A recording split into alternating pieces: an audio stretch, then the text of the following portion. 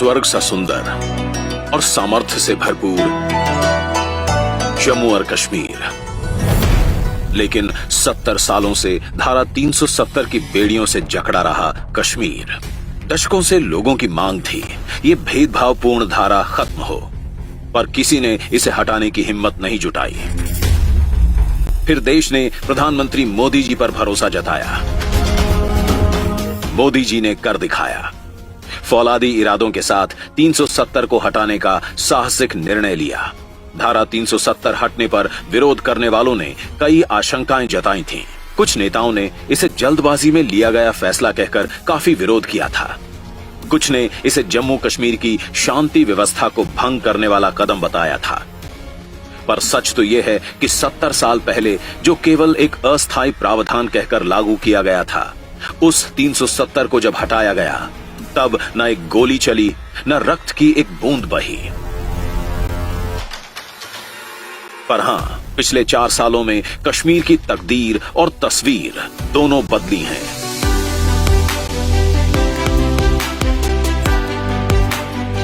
धारा 370 के खत्म होते ही शांति बढ़ी, सुरक्षा बढ़ी, जीवन बदला। आतंकियों के हौसले पस्त हुए, अलगाववादी अलग थलग पड़ गए। 2019 से अब तक 182 आतंकी मारे जा चुके हैं। 89 टेरर मॉड्यूल ध्वस्त कर दिए गए। पत्थरबाजी की घटनाएं बंद हो गईं और अब कश्मीर में स्कूल बंदी और हड़ताल बीते दिनों की बात हो गई है। 2018 के मुकाबले 2022 में लॉ एंड ऑर्डर मामलों में 97%, जबकि आतंकी घटनाओं में 45% की कमी आई। इस साल सीमा पार से किसी भी आतंकी ने घुसपैठ की हिम्मत नहीं जुटाई। अब जम्मू कश्मीर लोकतंत्र को मजबूत करने वाला प्रदेश बन गया है। वहां आज 35,000 इलेक्टेड रिप्रेजेंटेटिव्स पंचायतों तक की व्यवस्था संभाल रहे हैं। शांतिपूर्ण चुनाव से लोकतांत्रिक नींव मजबूत हुई है। जम्मू और कश्मीर में पहली बार ब्लॉक डेवलपमेंट काउंसिल के चुनाव हुए, जिसमें 98% से ज्यादा वोटिंग ने लोकतंत्र के प्रति लोगों की अडिग आस्था को जाहिर किया। पहली बार 3 स्तरीय पंचायती राज व्यवस्था राज्य में बहाल हुई। धारा 370 हटी तो लगभग 900 केंद्रीय कानून कश्मीर में लागू हुए। डोमिसाइल का अधिकार अब सभी स्थायी निवासियों को हासिल है। कश्मीरी महिलाएं भी अब रियल एस्टेट में मालिकाना हक पा सकती हैं। 57,500 करोड़ रुपए के प्रधानमंत्री विकास पैकेज के तहत हो रहे विकास कार्यों में आई अभूतपूर्व तेजी। इससे अब जम्मू कश्मीर की पहचान बदलने लगी। अब ये देश की सबसे लंबी हाईवे टनल चेनानी नाशरी के लिए जाना जाता है। अब ये दिल्ली अमृतसर कटरा एक्सप्रेसवे के लिए जाना जाता है। अब ये प्रदेश दुनिया के सबसे ऊंचे रेलवे पुल चिनाब ब्रिज के लिए जाना जाता है। जम्मू और श्रीनगर अब उभरती हुई स्मार्ट सिटीज के रूप में जाने जाते हैं। यूपीए के समय रेंगता हुआ विकास अब बड़ी छलांगे लगाने लगा है। यूपीए के समय प्रदेश का रेलवे बजट में हिस्सा था लगभग 1100 करोड़ रुपए, जो कि आज एनडीए के समय में है करीब 2400 करोड़। यूपीए के समय यहां तकरीबन 3100 किलोमीटर सड़कें बनी थीं। एनडीए के समय 11,400 किलोमीटर के करीब सड़कें बनी हैं। राज्य में पहली बार एम्स, आईआईटी और आईआईएम जैसे बड़े संस्थान आकार ले रहे हैं।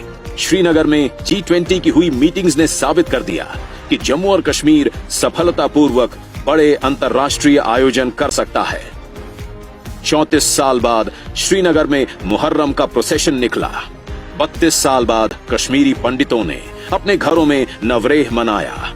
श्रीनगर में प्रदेश का पहला मल्टीप्लेक्स खुला।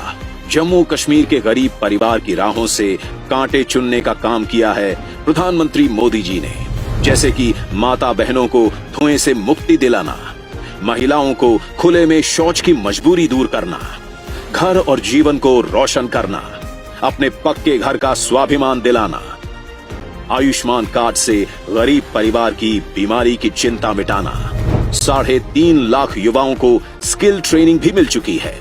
एनडीए सरकार ने यहाँ की प्राचीन विरासतों को फिर से जीवंत करने का बीड़ा भी उठाया है। कुपवाड़ा जिले में माता शारदा मंदिर और जम्मू में श्री वेंकटेश्वर स्वामी मंदिर का भी उद्घाटन किया गया है। अब जम्मू कश्मीर के साथ साथ लद्दाख में भी जनसेवा का उत्सव मनाया जा रहा है। बॉर्डर इंफ्रास्ट्रक्चर को मजबूती मिल रही है। मोदी सरकार लद्दाख को सभी मौसम में संपर्क प्रदान करने के लिए शिंकुनला सुरंग का भी निर्माण कर रही है। निर्माणाधीन जोजिला सुरंग भी भारत की सबसे लंबी सड़क सुरंग और एशिया की सबसे लंबी बाई डायरेक्शनल सुरंग होगी। इस सुरंग के निर्माण से श्रीनगर, कारगिल और लेह के बीच हर मौसम में और तेज कनेक्टिविटी मिलेगी। एनडीए सरकार लद्दाख में देश का पहला ग्रीन हाइड्रोजन प्लांट बना रही है।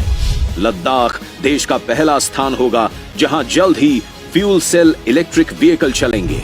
लद्दाख करीब 70% भारत नेट कनेक्टिविटी के साथ डिजिटल इंडिया की बेहतरीन मिसाल बन रहा है। लद्दाख की गरीब माता बहनों को 11,000 से अधिक उज्ज्वला गैस सिलेंडर पहुंचाए गए हैं। लद्दाख में 33,500 घरों को नल से जल पहुंचाया गया है। आयुष्मान योजना के 1.3 लाख लाभार्थी हैं। करीब 2,100 पीएम आवास बनाए गए हैं। 960 करोड़ के मुद्रा लोन दिए गए हैं। अब जम्मू कश्मीर, लद्दाख अंधकार में नहीं, यहां विकास का सूरज प्रकाश बिखेर रहा है। जय हिंद।